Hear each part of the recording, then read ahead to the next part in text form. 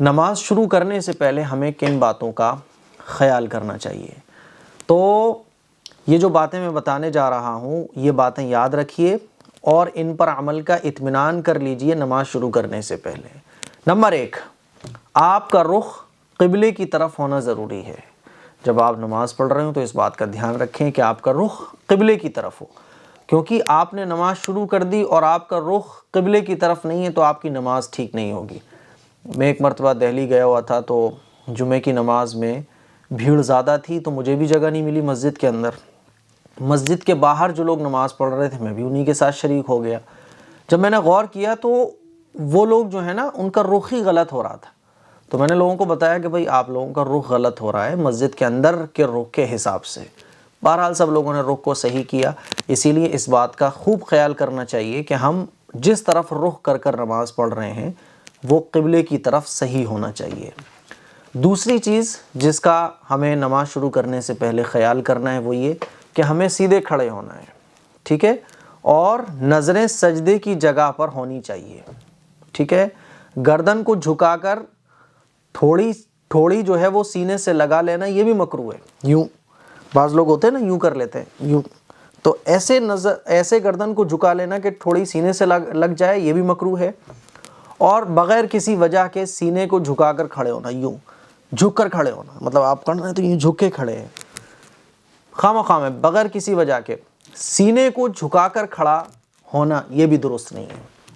Normal کھڑے ہوں آپ، نہ بہت زیادہ سینہ تان کر نہ بہت زیادہ جھک کر، ٹھیک ہے، اور گردن بھی آپ کی نارمل رہنا چاہیے، نہ یوں ہونا چاہیے نہ بالکل نیچے ہونا چاہیے، نارمل رہے کہ نظریں جو ہے نا وہ سجدے کی جگہ پر آپ کی جم جائیں، ٹھیک ہے، اس طرح سیدھے کھڑے ہوں کہ نظر سجدے کی جگہ پر رہے۔ یہ دوسری چیز اس کا ہمیں خیال کرنا ہے۔ تیسری چیز جس کا ہمیں خیال کرنا ہے وہ یہ کہ پاؤں کی انگلیوں کا رخ بھی جو ہے نا وہ قبلے کی طرف ہونا چاہیے۔ آپ کھڑے ہوئے یہ آپ کے پاؤں کی انگلیاں ہیں تو ایسے نہیں بلکہ سیدھا قبلے کی طرف آپ کے پاؤں کی انگلیاں بھی سیدھی ہونا چاہیے، اور دونوں پاؤں سیدھے قبلہ رخ ہوں۔ یہ نہیں کہ ایک ادھر بھاگ رہا ہے کیوں ہے آڑا ترچا ٹیڑھا بڑا، نہیں، سیدھے انگلیاں بھی سیدھی ہوں اور پیر بھی سیدھے ہونا چاہیے، ٹھیک ہے۔ ایسے رکھنا، بعض لوگ پیروں کو ٹیڑھا کر لیتے ہیں، یہ خلاف سنت ہے، تو اس بات کا خیال رکھنا چاہیے۔ تو ایسے آپ رکھے ہوئے یہ غلط طریقہ ہے، ایسے آپ رکھے ہوئے یہ بھی غلط طریقہ ہے۔ انگلیاں بھی سیدھی قبلے کی طرف، ہاں کسی کی انگلیاں ٹیڑھی ہیں قدرتی طور پہ پیدائشی طور پہ وہ ایک الگ چیز ہے، لیکن آپ کی انگلیاں بھی اور پیر بھی قبلے کی طرف سیدھے ہونا چاہیے، ٹھیک ہے۔ نمبر 4، دونوں پاؤں کے درمیان کم از کم 4 انگل کا فاصلہ ہونا چاہیے۔ جب آپ نماز پڑھنے کے لیے کھڑے ہو رہے ہیں تو پیر چپکا کے نہیں کھڑے ہونا۔ یہ جو میں طریقہ بتا رہا ہوں یہ مردوں کا بتا رہا ہوں، خواتین کے لیے میں انشاءاللہ الگ سے کلپ بناؤں گا، ٹھیک ہے۔ تھوڑی سی کلپ لمبی ہو سکتی ہے، دھیان سے دیکھ لیجئے گا کیونکہ یہ دین کی باتیں ہیں۔ ظاہر ہے ان چیپٹر کو سمجھانے میں گھنٹوں خرچ ہوتے ہیں، میں تو کوشش یہ کروں گا کہ 20-25 منٹ میں یہ چیپٹر کلوز ہو جائے اور کمپلیٹ ہو جائے۔ دھیان سے سنیے گا، ٹھیک ہے۔ تو 4 انگل کا فاصلہ ہونا چاہیے، چپکا کے نہیں۔ 4 انگل سے تھوڑا زیادہ ہو جائے تو بھی کوئی مسئلہ نہیں ہے۔ تو دونوں پاؤں کے درمیان کم از کم 4 انگل کا فاصلہ ہونا چاہیے۔ 5ویں چیز، اگر جماعت سے نماز پڑھ رہے ہو تو آپ کی صف سیدھی رہے، صف سیدھی رہنا چاہیے۔ سیدھی صف کرنے کا بہترین طریقہ کیا ہے کہ ہر شخص اپنی دونوں ایڑیوں کے آخری سرے صف سے یا صف کا جو آخری نشان ہوتا ہے اس کے کنارے پر رکھ لے، ٹھیک ہے نا۔ صف ختم ہو رہی ہے مان لیجیے یہاں، تو آپ ایڑی جو ہے نا ایڑیوں کا آخری سرا یہاں رکھ لیں، سب لوگ ایسے کھڑے ہو جائیں گے تو صف بالکل سیدھی ہو جائے گی۔ 6ٹھی چیز، جماعت کی صورت میں اس بات کا بھی اطمینان کر لیں کہ دائیں بائیں کھڑے ہونے والوں کے بازوؤں کے ساتھ آپ کے بازو ملے ہوئے ہوں اور بیچ میں کوئی بھی خلا باقی نہ رہے۔ لوگ جماعت کے ساتھ نماز پڑھتے ہیں تو صف ٹیڑھی میڑھی رہتی ہے، کوئی آگے کھڑا ہے کوئی پیچھے کھڑا ہے، صف ایک سار ہونا چاہیے، اور اس کا طریقہ وہی ہے جو میں نے ابھی بتایا۔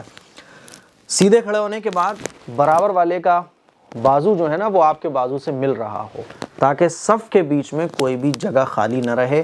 آپ علیہ الصلوۃ والسلام نے اس سے منع فرمایا کہ صفوں میں خالی جگہ مت چھوڑو، ٹھیک ہے، بیچ میں کوئی جگہ باقی نہیں رہنا چاہیے۔ 7ویں چیز، پاجامے کو، پینٹ کو، شلوار کو، لنگی کو ٹخنے سے نیچے لٹکانا ہر حالت میں ناجائز اور حرام ہے، ٹھیک ہے۔ پھر نماز کے اندر اس کا گناہ اور زیادہ بڑھ جاتا ہے، لہٰذا اس بات کا اطمینان کر لیں کہ پاجامہ ٹخنے سے اونچا ہو۔ اور اگر اونچا نہیں ہے، پینٹ نیچے ہے، تو آپ موڑ لو اس کو، کسی حد تک تو گناہ سے بچنے کی کوشش کرو۔